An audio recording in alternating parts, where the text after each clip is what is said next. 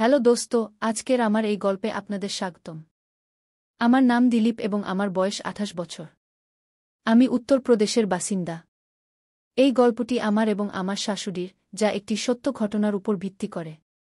দোস্ত, গল্পের শেষ পর্যন্ত থাকুন এবং চ্যানেলে নতুন হলে অবশ্যই সাবস্ক্রাইব করুন, যাতে আপনাদের ভালোবাসা এবং সমর্থন আমার কাছে এভাবেই পৌঁছায়। দোস্ত, এই ঘটনা 22 সালের। একদিন আমি এবং আমার স্ত্রী কবিতা বাড়িতে একা ছিলাম। আমরা দুজনেই আমাদের কাজ করছিলাম, তখনই আমি দেখলাম ঘরের দরজায় আমার শাশুড়ি দাঁড়িয়ে আছেন। আমি বাইরের দরজা লক করে রেখেছিলাম, তাই শয়নকক্ষের দরজা খোলাই ছিল। কিন্তু শাশুড়ি মায়ের কাছে আমাদের ফ্ল্যাটের একটি চাবি ছিল, সম্ভবত সেটি দিয়েই তিনি ভিতরে চলে এসেছিলেন। আমি শাশুড়ি মাকে দেখে থমকে গেলাম, কিন্তু তিনি আমার দিকে তাকিয়ে চলে গেলেন। তিনি বাইরে গিয়ে আবার দরজার বেল বাজালেন, তখন আমি দ্রুত বাইরের দরজা খুলতে গেলাম। আমি দরজা খুলতেই শাশুড়িমা দরজায় দাঁড়িয়েছিলেন, তার মুখে হাসি ছিল। আমি আমার স্ত্রীকে ডেকে বললাম, কবিতা, মাম্মি এসেছেন কি? তখন কবিতা বলল, আসছি, 5 মিনিট অপেক্ষা করো। 5 মিনিট পরে তিনি গাউন পরে বাইরে এলেন। তিনি আসতেই মা ও বউ গলা জড়িয়ে ধরলেন। তখন দুপুর 3টায় বাজে। কবিতা বলল, মাম্মি, চা বানিয়ে দেব? শাশুড়িমা হাসি মুখে বললেন, ঠিক আছে। তিনি রান্নাঘরে গিয়ে দেখলেন সেখানে দুধ নেই। আমি বাইরে দুধ আনতে যাচ্ছিলাম, তখন কবিতা বলল, আমি নিজেই যাচ্ছি, দোকানের আঙ্কেলের সাথে কিছু পুরানো হিসেব মেটাতে হবে। কি এ বলে কবিতা বাইরে চলে গেলেন। আমি এবং শাশুড়িমা বাড়িতে একা রইলাম। আমি তার দিকে তাকাতে পারছিলাম না। তখন তিনি বললেন, দুঃখিত, আমার এভাবে হঠাৎ আসা উচিত হয়নি।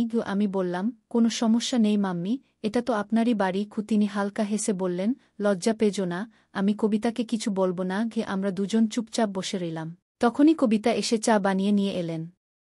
কবিতা শাশুড়িমাকে জিজ্ঞাসা করলেন, মাম্মি, আজ হঠাৎ কিভাবে আসা হলো?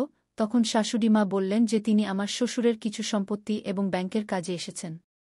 কারণ কিছুদিন আগেই আমার শ্বশুরের মৃত্যু হয়েছে, তাই তার যে সম্পত্তি ছিল তা শাশুড়ি মায়ের নামে করতে হবে।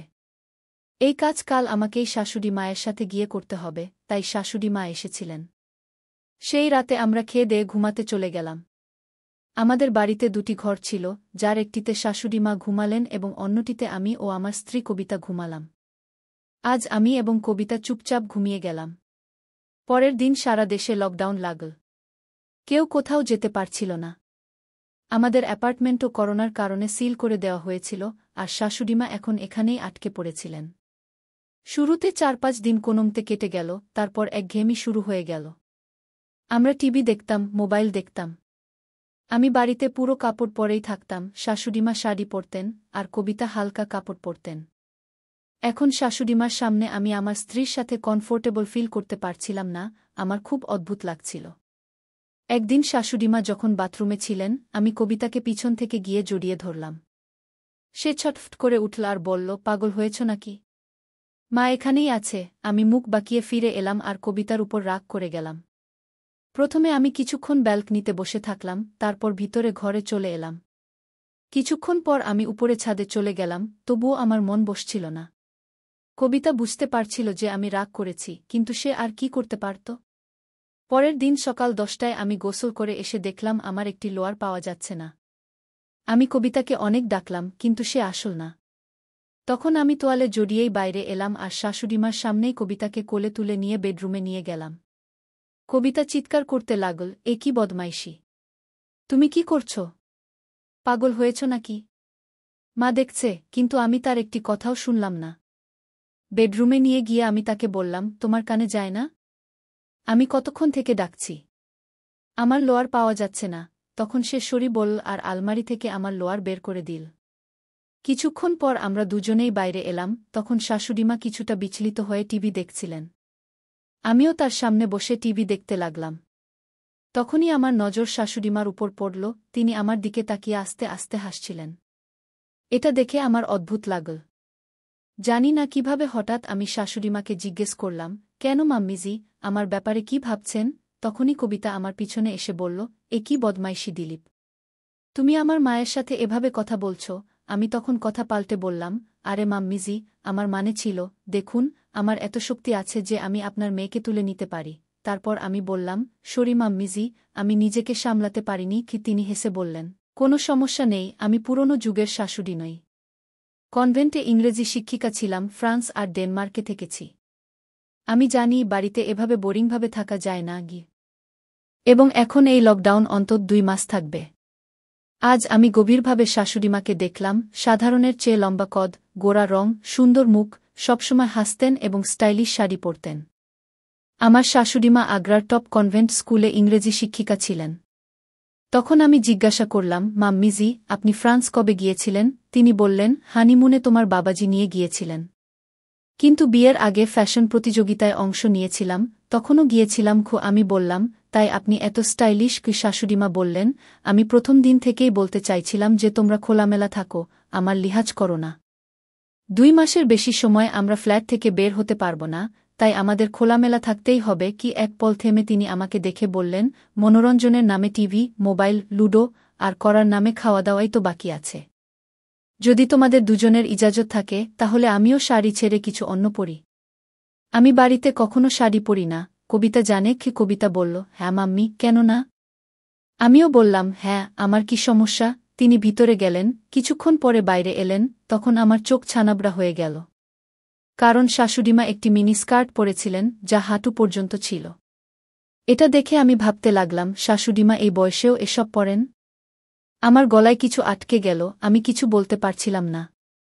তিনি এসে আমাদের দুজনের সামনে দাঁড়িয়ে বললেন, এখন রিল্যাক্স লাগছে? আমি শাড়ি পরতে পরতে ক্লান্ত হয়ে গিয়েছিলাম। তখন কবিতা বলল, মাম্মি বাড়িতে এই ড্রেসেই থাকে, কেউ এলে মাঝে মাঝে শাড়ি পরে। শাশুড়িমা হেসে বললেন, কি হলো, শখ হলো দামাজ্জি? আমি কিছু বললাম না। এখন আমাদের জীবন প্রতিদিন এমনই চলছিল। তখন হঠাৎ একদিন আমাদের বাড়িতে করোনা টিম এল। পুরো সোসাইটিতে কেস বাড়ছিল, তাই আমাদের চেকিং হলো এবং কবিতাকে করোনা পজিটিভ বলা হলো। আমাদের সোসাইটির বাইরেই একটি অস্থায়ী করোনা হাসপাতাল চালু করা হয়েছিল, তাই কবিতাকে সেখানে যেতে হলো। এখন বাড়িতে শুধু আমি এবং শাশুড়িমা ছিলাম। দুপুরে কবিতাকে সেখানে নিয়ে গিয়েছিলাম, তাই সন্ধ্যায় আমি বিচলিত হয়ে বসেছিলাম। শাশুড়িমা আমার জন্য কফি নিয়ে এসে বললেন, বিচলিত হবেন না, ডাক্তার বলেছেন লক্ষণ হালকা, শুধু 14 দিন রাখবেন, তারপর বাড়ি পাঠিয়ে দেবেন। তিনি তখনও শাড়িতে ছিলেন। আমরা রাত 8টায় ডিনার করলাম এবং তারপর আমি টিভি দেখতে শুরু করলাম। ঠিক তখনই শাশুড়িমা নাইটি পরিধান করে হল রুমে এলেন। তিনি আমার কাছ থেকে রিমোট নিয়ে একটি মুভি চালু করলেন। 10 মিনিট পরেই সেই ফিল্মে রোমাঞ্চকর দৃশ্য আসতে শুরু করল, যা দেখে আমি উঠে আমার রুমে চলে গেলাম, কারণ কবিতার কারণে আমার মুড খারাপ ছিল। আমি বুঝতেই পারিনি কখন ঘুমিয়ে পড়লাম। যখন সকালে আমি চোখ খুললাম, তখন দেখলাম শাশুড়িমা আমার বিছানায় ঘুমাচ্ছেন। এটি দেখে আমি হতবাক হয়ে গেলাম এবং ভাবতে শুরু করলাম যে শেষ পর্যন্ত শাশুড়িমা কখন এখানে এসে ঘুমালেন এবং কেন। এমন সময় শাশুড়িমাও তার চোখ খুললেন এবং বললেন, উঠে পড়ুন জামাইবাবু। আমি বললাম, মাম্মিজি, আপনি এখানে আমার বিছানায় কি করছেন? তিনি বললেন, বেটাজি, এখানে ঘুমানো আমার মজবুরি ছিল, কারণ আপনি সারারাত ঘুমের মধ্যে কবিতা কবিতা বলছিলেন, যার আওয়াজ আমার রুম পর্যন্ত পৌঁছাচ্ছিল। তাই মজবুর হয়ে আমাকে এখানে এসে ঘুমাতে হয়েছে। শেষ পর্যন্ত আপনি আমার মেয়ের স্বামী, আপনি তার কতটা খেয়াল রাখেন, তার চোখে কখনো অশ্রু পর্যন্ত আসতে দেন না। তাই আমি আপনার জন্য এতটুকু তো করতে পারি। যখন সে এখানে নেই, তখন আপনার খেয়াল রাখা আমার ফরজ হয়ে দাঁড়ায়। আমি আপনাকে এমন অবস্থায় দেখতে পারিনি, তাই আমার মেয়ের খাতিরে আমাকে এটি করতে হয়েছে। তার চেহারায় আপনত্বের ভাব স্পষ্ট ফুটে উঠছিল এবং তিনি খুবই খুশি লাগছিলেন। কিছুক্ষণ পর আমরা উঠলাম এবং গোসল সেরে আমার স্ত্রী কবিতার সাথে দেখা করতে চলে গেলাম। তার সাথে দেখা করে আসার পর আমরা একসাথে খাবার খেলাম এবং সারাদিন বাড়িতে প্রচুর মজা করলাম। রাতের খাবারের পর শাশুড়িমা আজ আবার আমার সাথেই ঘুমিয়ে পড়লেন। যতদিন পর্যন্ত আমার স্ত্রী বাড়ি ফিরে না এল, ততদিন শাশুড়িমা প্রতিদিন আমার রুমেই ঘুমাতেন এবং আমার খুব খেয়াল রাখতেন।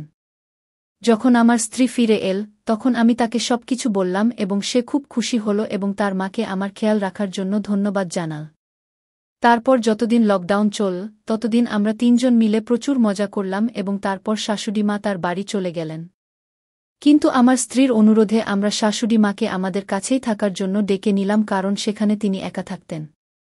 আজ আমরা 3 জন আমাদের জীবনে খুব সুখে মিলেমিশে থাকি। তাই বন্ধুরা, এটা ছিল আমাদের আজকের গল্প। আপনি এই গল্পটি কেমন লাগলো কমেন্ট করে নিশ্চয়ই জানাবেন।